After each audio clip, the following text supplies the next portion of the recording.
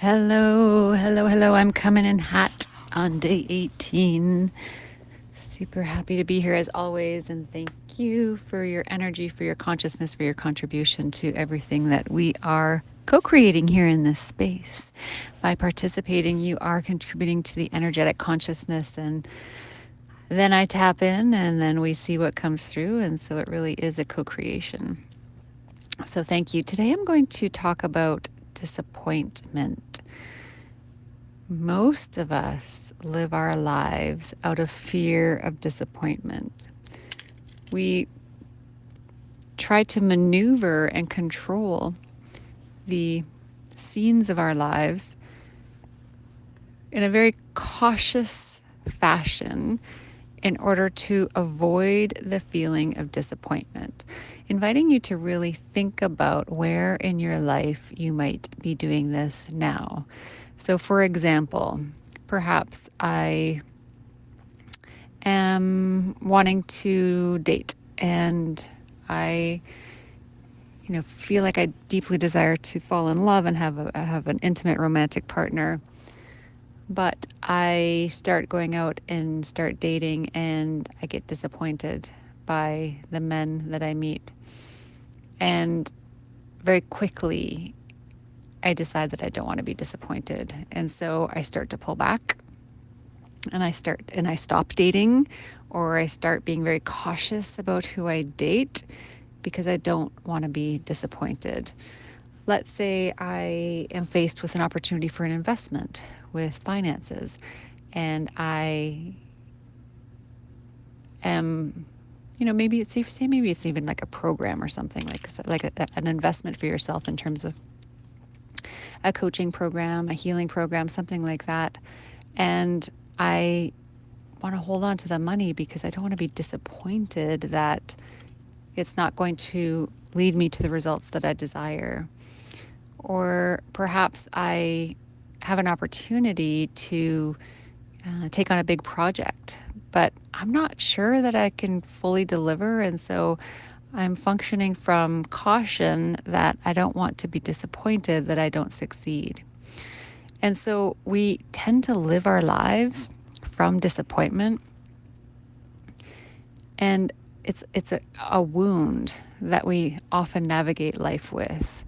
So instead of going all in and creating a masterpiece out of our life, we live this very cautionary, it's almost like a game where we're hiding our cards to our chest or our play to our chest so that no one else can see, because they don't want the fear of the disappointment of losing the game.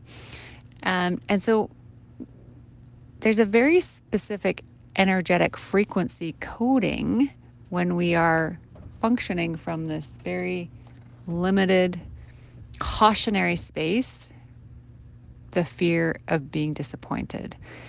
And there's an extremely different energy when we are going all in. And this is something that I've played with quite a bit over the last couple of years when I'm faced with a challenge in my life. And I will be vulnerable here and share that I've had this recently in my marriage. Over the last couple of years, I've had some ups and downs where I've felt uncertain about where I was at in a given point in time. And I, wondered whether or not I wanted to continue with the marriage. And I'm still here and I'm happy I'm still here. But in those moments, I really had a very deep contemplation of, if I am going to stay, I'm not just going to stay and have the bare minimum of a relationship. I'm going to stay and I'm going to go all in. And what does going all in look like? And it is almost overwhelming to think about going all in where there's no guarantee of the result that you desire, whether it's your relationship or financial investment or building a business or, whatever it might be. It's very difficult to go all in. So inviting you in this moment to really think about desires that you have in your life, maybe the specific intention for these 21 days, or maybe it's a different desire, and just scan through to see whether or not you might be living from a very cautionary space in an effort to protect yourself from disappointment. I don't want to be disappointed in my marriage not working out. So instead of going all in and maybe getting hurt, I will just keep a distance and I will focus on myself and I will, just do the bare minimum to get by and see whether or not he shows up differently. And that's very different than if I'm here, I'm going all in and I'm going to give it my all until the day that I decide that this is no longer for me. And it has, in my marriage, has made some dramatic changes for me in my finances, in my work. It's made dramatic changes for me. I remember a point in time in my career early on when I had a lot of success in a very short period of time. I was, continuously receiving promotions and really, just growth. I had a lot of growth in a short period of time. And all of a sudden, we went through this period of instability where we were being purchased by another company. And in that period of time, I ended up going to the new company where I had no brand, I had no reputation, nobody knew me. And I was used to being known as somebody who who executes and who delivers and who has a good reputation. So I no longer had that brand to kind of lean back on. And there was a series of things that happened, and I was supposed to be given a really great role, and I wasn't when I went into this new company. And I had a lot of disappointment around that, like a lot of disappointment. I remember coming home crying one night because I was very sad about the whole thing. And I let myself be sad for one night. And then I said to myself, what do I want to do here? Do I want to quit? Do I want to go find another job? Do I want to stay here? I didn't know the answer for sure. But what I did say to myself, and I don't know how I had this wisdom at this time, but what I did say to myself is, until and unless I handed my resignation, I'm choosing to stay here. And as long as I'm choosing to stay here, I'm going all in. So here I was faced with disappointment of an opportunity not working out. I felt deflated because I wasn't demoted, but that's how it felt. I was still receiving the same salary. I had the same title, but just the scope of work was very bland at the time. But I said, I'm going to go all in. I'm going to go all in on this job until the day that I perhaps resign, which never happened. And I worked as hard as I could, and I asked for more work, and I executed and delivered and executed and delivered and enjoyed myself the whole time. And in hindsight, I can see how that led to so much success in my career, that single choice.